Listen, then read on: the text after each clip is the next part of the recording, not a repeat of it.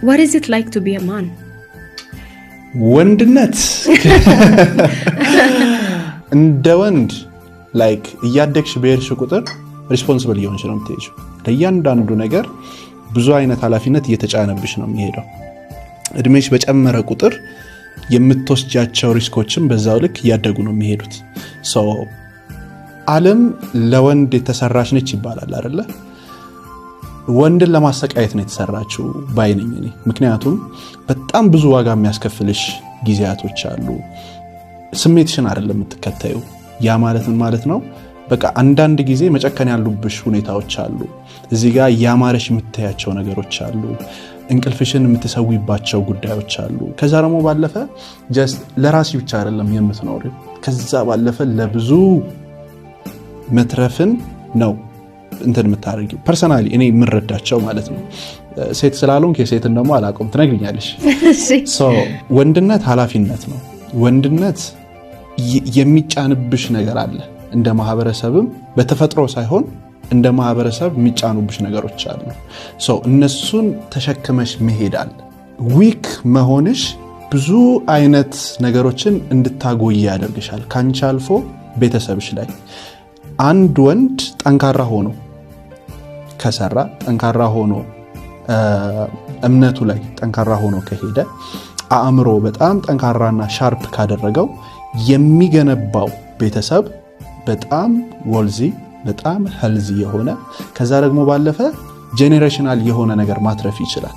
አንድ ወንድ ግን ደካማ ከሆነ ለሚስቱ ጫና ነው የሚሆነው፣ ለቤተሰቡ ጫና ነው የሚሆነው፣ ከራሱ አልፎ ለሌሎች ጉዳት ነው የሚሆነው። ስለዚህ ወደደም ጠላም ጠንካራ መሆን አለበት ያ ሰው። ሶ ማስኩሊን ኢነርጂ አይደለ?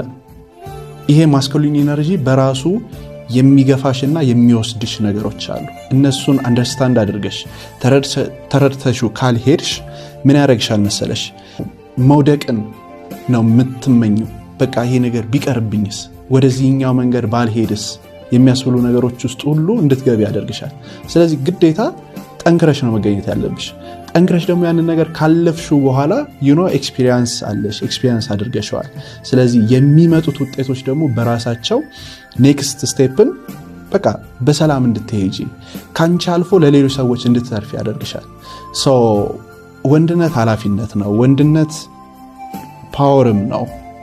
ወንድነት ላይክ ሄልዚ በሆነ መንገድ ከተገነባ ከራስሽ አልፈሽ ለጄኔሬሽን የሚሄድ ነገርን የምትገነቢበት ነው። ሶ ብዙ ነገሮች አሉት በውስጡ። እንደዛ ነው የምረዳው። ኦኬ ኢንትረስቲንግ። ምን ይመስላል ሴትነት? ሴትነት ምን ይመስላል?